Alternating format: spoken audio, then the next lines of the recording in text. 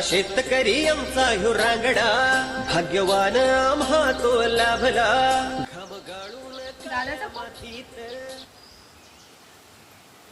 Hello दादा. हा बोल. जमीन विकली? मग मला जमीन विकलीस तर माझ्या हिस्सेचे पैसे पाहिजे. मला दिले नाहीस ना तर मी केस करी ना. हा, मला पाहिजे माझ्या हिस्सेचे पैसे. हा ठीक आहे ठीक आहे. साक्षी, हा कोणाचा फोन? दादाचा फोन. अहो जमीन विकली तर मी दादाला बोलली माझ्या हिस्सेचे मला पैसे पाहिजे. हे बघ, मी तर म्हणतोय तुझ्या हिश्श्याचे तू पैसे सोडूच नको, आणि तुझ्या हक्काचे पैसे आहेत ते. मी कसे सोडेन? मी नाही सोडणार माझ्या हिस्सेचे पैसे. पण मला साक्षी सांग, मागच्या महिन्यात तुझे बाबा आजारी होते ना? हो खूप आजारी होते. मग त्या हॉस्पिटलला किती खर्च आला? 5 लाख खर्च झाला. काय सांगते? मग तुम्हाला सांग, त्यातील तू किती दिले त्या भावाला पैसे हॉस्पिटलला? नाही हो, अजिबात नाही दिले. 5 लाख खर्च झाला ना, तर तू काहीच दिले नाही ना? नाही, काहीच नाही. तुला एक मी आठवण करून देतो. ज्या वेळेला तुझी डिलिव्हरीच्या वेळेला तुला त्रास होता आणि तू माहेरी होती, त्यावेळेला डॉक्टरने सांगितलं की हिला ताबडतोब मुंबईला शिफ्ट करा, नाहीतर हिचा जीव वाचणार नाही. रात्रभर भाऊ टेन्शनमध्ये विचार करत होता की पैसा कुठून जमा करायचा.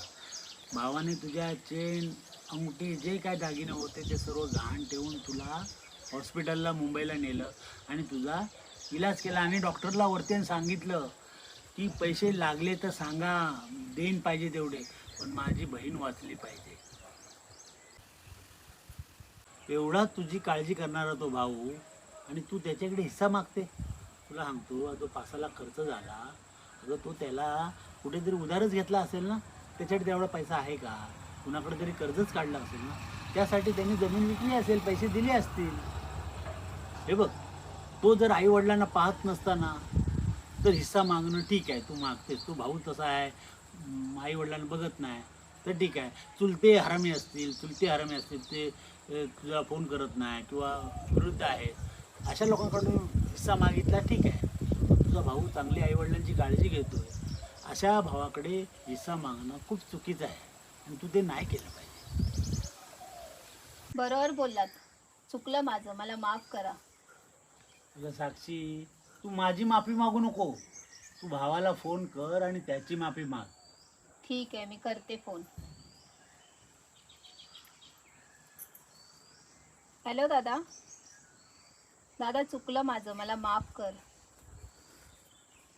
मला काही हिस्सा बिस्सा नको आहे. तू फक्त आईबाबांची काळजी घे, त्यांना सांभाळ, बाकी मला काही नको.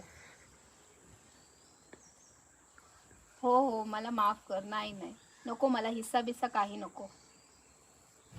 मित्रांनो, पैशापेक्षा माणुसकीला आणि आपल्या नात्याला जास्त महत्त्व दिलं पाहिजे. आताच बघा ना, आपल्या हिश्श्यासाठी भांडत होती, मला पाहिजे, पण तिची चूक तिला दाखवल्यानंतर तिने भावाशी माफी मागितली आणि खुश आहे.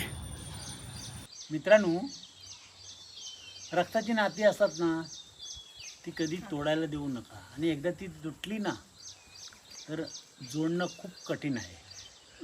तेव्हा तुम्ही रक्ताच्या नात्याचा आदर करा आणि एकत्र कुटुंब खुशीने राहा. धन्यवाद.